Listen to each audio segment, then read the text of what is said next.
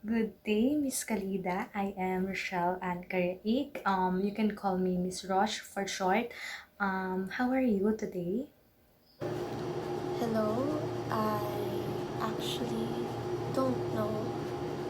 I understand. Before anything else, I would like to acknowledge you for having the courage to reach out to me. And I would also like to remind you that everything that will be said during our session today will be treated with utmost confidentiality. Yeah, sure. You have the rights to refuse to answer the questions being asked because I want you to feel safe and comfortable during our session. So, how do you prefer to be called? Jules or Miss Calida? You can call me Jules. All right, I love your name, Jules. So is it okay if we start our first session? Okay, Okay. Jules, how are you feeling at this very moment? I'm not quite sure of how I'm feeling at this moment. Can you tell me the reasons why you are here today? Things have been bad since September started. If you don't mind me asking, why? What happened in September? Well, I actually got COVID 19 before September. I was asymptomatic, but I'm fine now. It was during the second week of September when my mother, was rushed to the hospital because she got COVID too. And deep within me, I know that it was my fault. I'm glad that you are fine now, but why do you say it's your fault? Because I'm the authorized person who gets to go out whenever we need something. There's no one else to blame but me. I hear that you are blaming yourself on what happened to your family, especially your mom last month. If it is okay, can you please tell me or expound what are your reasons for blaming yourself on what happened? So last month, Cavite was returned to MECQ, or Modified Enhanced Community Quarantine. So there were restrictions. My mom was 67 years old at that time. My two younger siblings were 17 and 15. And our eldest sibling was working out of the country. Actually, he still is. Yeah. So basically, I have been in charge of buying our food, the things we need, our necessities. And unfortunately, I could still recall that day. After going to the grocery, I went home immediately, took a shower as soon as I got home. But as I was driving, I felt that my head was aching, and it didn't feel like a normal headache. Mm, but I disregarded it because it went away eventually. It's my fault Fault? Why? because I disregarded that. If only I had been more observant of myself, I might have isolated immediately. However, I ignored it. I didn't think of my family. I'm the one to blame. After a week, my younger sister, the 15-year-old one, had a cold, and I told her that maybe it's because of the change in weather. Basically, I didn't do my job as head of the household. I should have protected my family. I feel so down, thinking I neglected that symptom. From what you have said, you experienced a headache, and then after a week, your sister got a cold. You disregarded the symptoms and you told yourself that you failed your job to protect them because of it. Yeah, then after a few days, my mother told me that she has a cold and that she always feels tired. What did you do when she told you what she was feeling during that time? I bought her medicine for cold and flu until one night she told me that she couldn't breathe properly. I panicked. It was my first time seeing her in that state. We contacted hospitals, yet most lines were busy. Then I contacted our barangay and asked for help. Good thing they immediately found a hospital. After an hour, they called me and told me that an ambulance will be arriving to get my mom. The ambulance arrived and brought her to the hospital.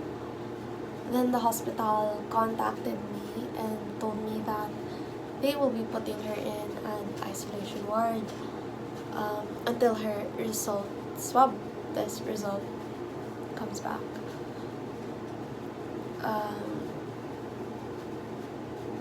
she will be transferred to a normal ward if her result is negative. But she will be transferred to a COVID ward if her result comes back positive. And what was the result of the test? It was positive. So, when her result came back, your family was also quarantined during that time. I mean, all of you. Yeah, then we decided to have the swab test. Um, After some days, the results came out. Is the swab test result positive or negative? I was the only one negative. And And what happened next? we were isolated in our home, particularly in our own rooms. I was the one ordering us food via the delivery applications. Um, it makes me feel weak knowing that we were in quarantine while my mom was critical at the hospital. And what makes me feel weaker is the idea that we couldn't visit her since visitors aren't allowed in the hospital, especially if the patient is COVID positive.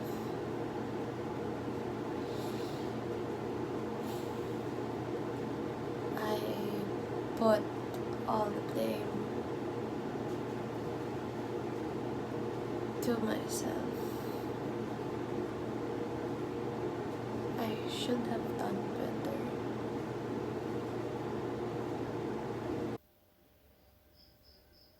Why?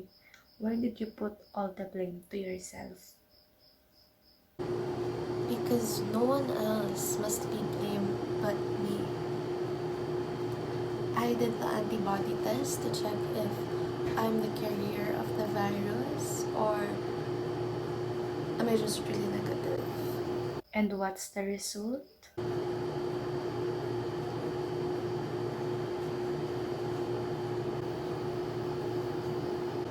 They found out that I still have the COVID antibodies.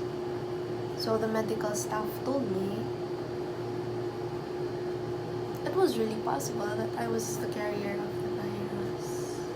My immune system was just strong.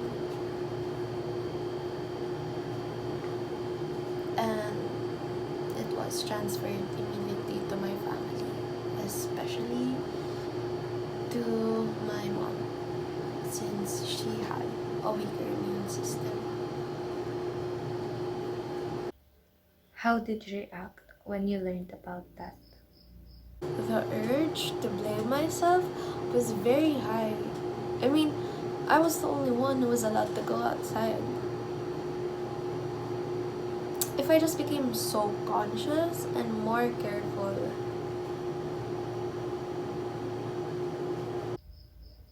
What happened after that? 2 weeks after, my siblings recovered. But my mom.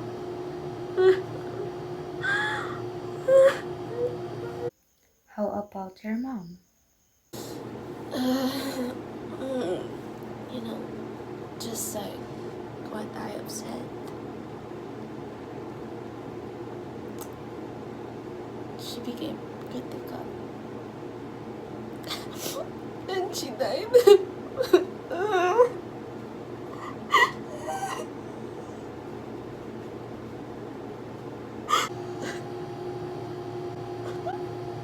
And it's because of me. If only I knew better. If only I protected her. Our family. We asked someone from the barangay to assist with the cremation of her body. The pain, the grief was and is still so heavy. My sister got sick. I lost my mom. This is my fault all along. I don't think I could ever forgive myself. How about your sibling abroad? Have you told him what was happening to your family during that time? Yeah.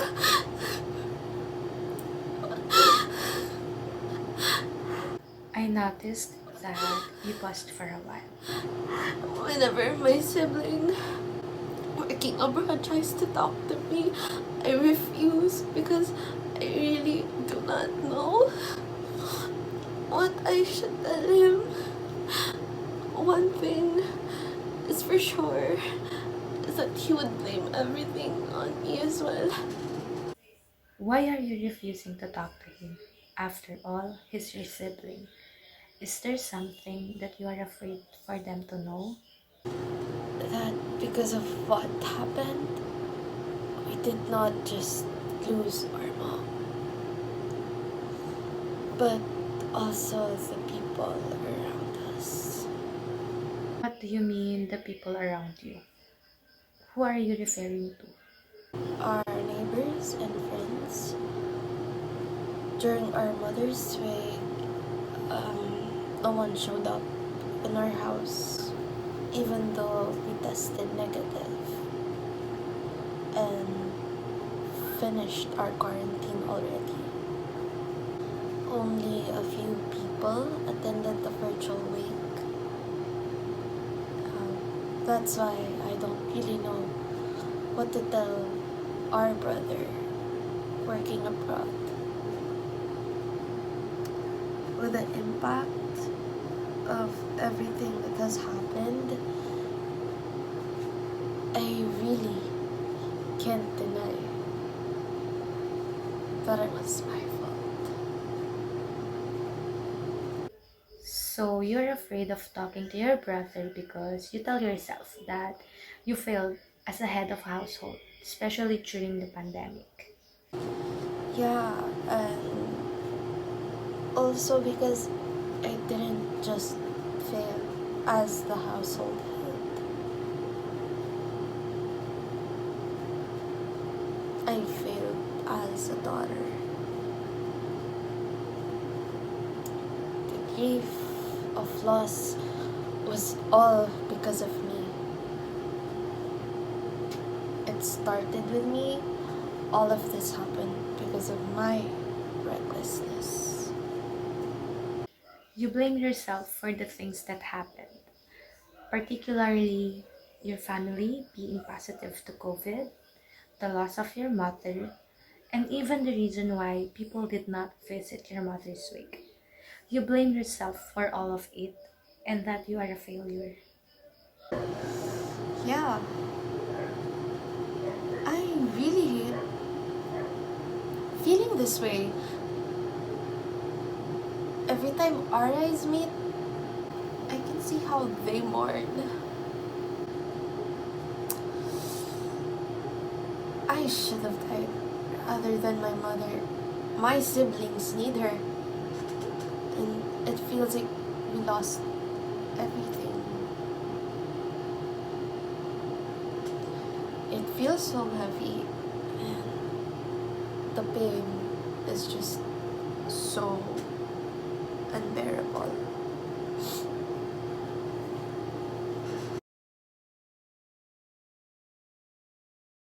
I understand. How about we talked about something else? What was your relationship like with your family before this happened? I can say our family is literally the best. We really have a strong bond, and no one can hold their laughter when we're together. How about your relationship with your siblings? We're good, yeah. We argue sometimes, but we love each other. They are very supportive, and even if my brother isn't with us physically, he has his ways to show how much our family means to him. If there is one hobby or thing that your family always does, what is it? Playing charades, yeah. It became a part of our Christmas party yearly. My sibling will go home to take a few weeks of vacation and we will play charades. Yeah. Sometimes we will paint something and we'll see who did it better. I can feel it, your emotions. Going back to those memories, I can see that you are happy and full of emotions. Yeah, but look at us now. This is nothing but a memory. We are all grieving, and the scars in their hearts will remind me that I'm the one to blame. Did your sibling say any negative words towards you? I don't think they've said mean things. Even in chat, they are comforting. They would also light a candle at home as a sign of mourning. They would also offer a prayer to mom every night. Is your brother coming home this Christmas? Yes, he has to. But we all know Christmas is going to be different now. We don't even know how we're going to celebrate it. According to what you have said, your siblings are comforting you and they did not even say any negative words towards you, but you still feel like it's your fault. I know they are just doing that to make me feel better. But the more they do that, the more I blame myself for everything. They're grieving too. I know they're in pain too. I would not tell you to stop yourself from feeling that way. It is okay that you acknowledge your pain from the grief and loss of your loved one, and do not feel sorry for what you feel, because your emotions are always valid. It just feels so heavy. I have no idea what to do and how to stop this kind of feeling. Grief sometimes may trigger our negative emotions. People have unique ways on how they cope up with grief and loss. I can see that your siblings are very supportive of you. Seeking support from them does not mean that you are weak. It only means that you are trying to build openness to what you truly feel, from where you are coming from, and your reasons why you are blaming yourself.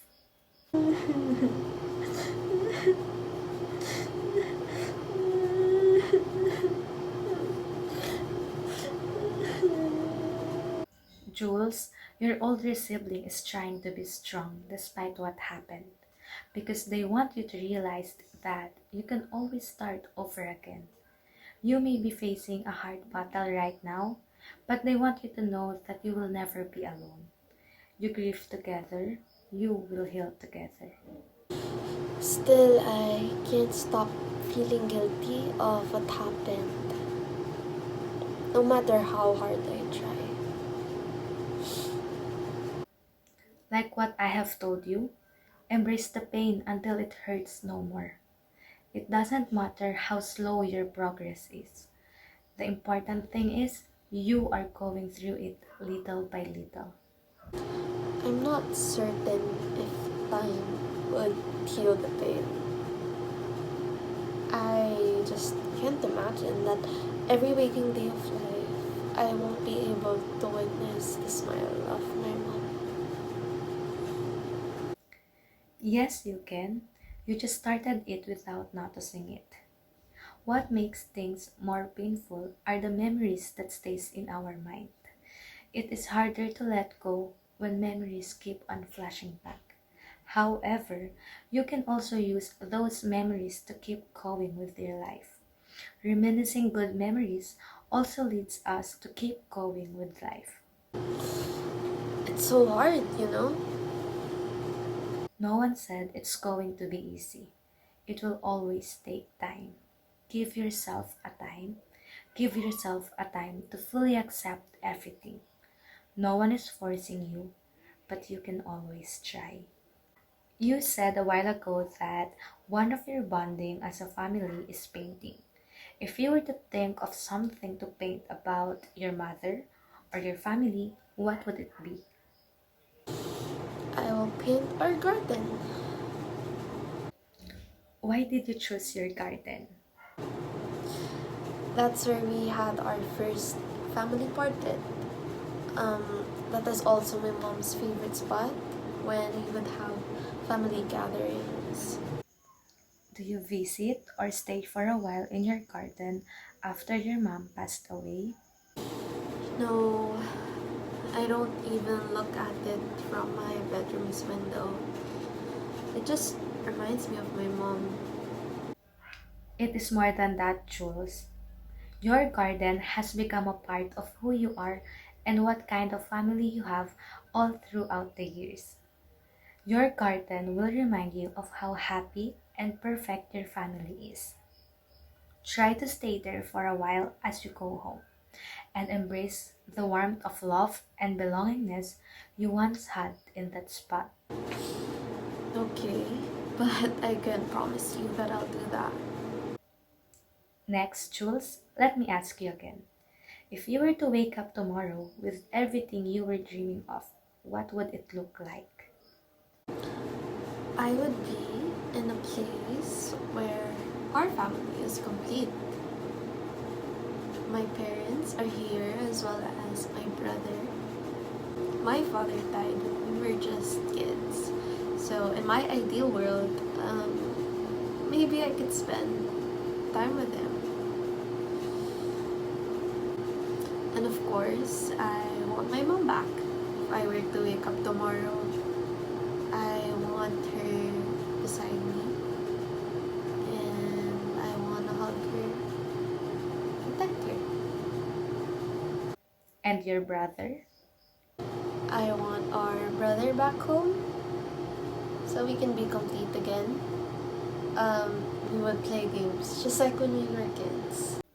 How about you? What would you dream of yourself? I see myself finishing the degree I promised my mother. What would you feel then? Happy. Very happy. Based on your answer, I can say that you really want a complete family. Yes, but it's crystal clear that won't happen again.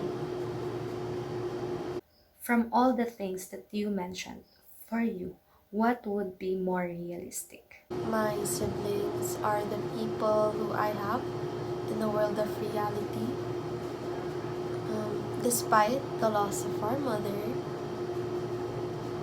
I have my siblings with me. What exactly is your goal? I must stand again, not just for me, but most especially for them. They are my source of strength. What do you plan on doing to achieve it? I would reconnect with my siblings, especially our brother. I will communicate with them. I will talk to my younger siblings and explain to them what happened in a manner that they will comprehend, and that I will be there for them. I will also finish my studies so that my parents can be proud of me in heaven. What do you think will be the benefits when you achieve these goals? I still feel scared when thinking of doing these goals because things have changed already. However, in terms of benefits, I would say that it will strengthen our bond as siblings. I will be able to achieve one of our parents' dreams for us to finish our studies. I will also be able to accept all the things that have happened, most importantly, the death of our mother. Are there any downsides for doing this? The only downside I can think of is that it won't be easy. Healing won't be as fast as I hope it would be. However, I promise to fight as long as I can. Yes, this won't be easy. But I want you to know that you will never be alone in this battle. In everything you do, think of your goals. Think of how happy your mom would be if you achieved their dreams for you. Yeah, I understand. I will be strong for my siblings. Be strong for yourself too, not only for your siblings. I'm happy that you still have faith in your heart. I will. In the present, who might help you to achieve these goals?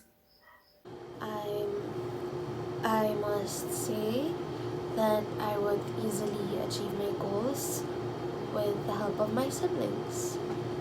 There are also people who would help me achieve my goals. If your siblings can help you, what are the things that you might do, or what are the things that you are in control of for them to help you achieve these goals? I feel it would be better if I start communicating and connecting to them so that I would have strength to achieve my goals, which I promised my mother and myself. So when I ask you, what will you do first and when? When I get home, I will call our brother and tell him what happened. I will be fully open to answering his concerns. What will you do after that? I'll comfort, talk, and reach out to my younger siblings because we may have lost our mother already, and I know they cannot afford losing me as well. They need me the most. Are you saying that you feel like you are taking care of yourself more than ever? Yeah, more than ever. That's why? What are you going to do? I have to take care of them, and I must also take care of myself. I will also learn to balance my time for study and for the family, so that little by little I will be able to achieve my goals for me and the people I love. Yes, little by little. Saying goodbye to our loved ones is one of the most painful experiences anyone could experience. We can control it. The pain is there, it's unbearable. There will be changes in our life that would be hard for us to accept, or sometimes we neglect it and choose to live like we used to before we lost our loved ones.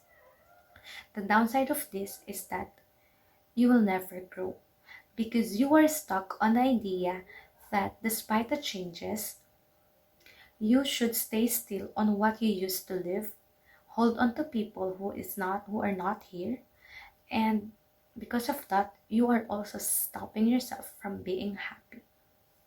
Yeah, I now understand that I have to move forward because I still have my siblings with me. I have to protect them and take care of our family more than ever. That's good to know. You have improved a lot since earlier. How do you feel now? Honestly, I feel a lot better than when I first went here. I do feel relief and proud of myself that I got through this tough situation. That's good. Remember, this is a safe space. Feel free to come anytime. Yeah, I'll keep that in mind. Thank you.